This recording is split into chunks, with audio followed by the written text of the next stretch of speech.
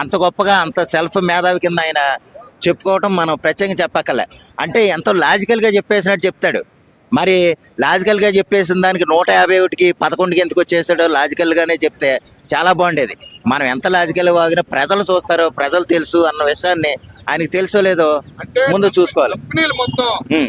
అన్ని వైజాగ్ పెడుతున్నారు, వైజాగ్ డెవలప్మెంట్ ముందుంది అని విమర్శలు కూడా ఆయన చేస్తారు సార్. మరి ఆ గురించి ఏం చెబుతారు? యాక్చువల్గానండి వైజాగ్ పెడుతున్నారంటే కనుక అది మనం ప్రత్యేకంగా చెప్పక్కర్లేదు. ఎందుకంటే అన్ని సౌకర్యాలు ఉన్న ఏకైక పెద్ద ప్రదేశం వైజాగ్. ఇప్పుడు అమరావతి తయారైతే కనుక అమరావతి కూడా వస్తాయి. మనమేం కంగారు పడక్కలే.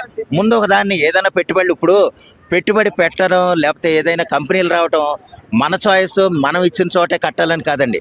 వాళ్ళు కొంత అన్ని సౌకర్యాలు చూసుకుని పెడతారు. ఇప్పుడు సపోజ్ నేను ఇప్పుడు ఒక కటింగ్ షాప్ పెట్టాలనుకుంటున్నాను, నేను పంజాబ్ వెళ్ళి పెట్టలేను. నాకు ఇక్కడ అయితేనండి ఎక్కువ మంది ఉన్నారు, ఇక్కడ గడ్డ వాళ్ళు పెంచుకున్న వాళ్ళు ఎక్కువ మంది ఉన్నారు, నేను ఇక్కడ పెడతాను, నా ఇష్ట ప్రకారం అడుగుతాను. వాళ్ళు కూడా పెట్టుబడులు పెట్టే సంస్థలు కానీ కంపెనీలు కానీ పెద్ద పెద్ద హై ప్రొఫైల్ ఇన్వెస్టర్లు కానీ ఎవరైనా సరే మేము వైజాగ్లో పెట్టుకుంటాం, మాకు వైజాగ్లో ప్లేస్ ఇవ్వండి అని అడుగుతారు వాళ్ళు. అంటే ఉండవల్లి గారు మాట్లాడటం అంటే 3 ముక్కల ఆటలాగే ఉంది సార్. ఆయన కూడా మాట్లాడే రాజధాని త్వరలో ఈయన ద్వారా 3 ముక్కలు చేస్తారా? ఎవరి ద్వారా? ఉండవల్లి ద్వారా. ఆడేవాళ్ళండి.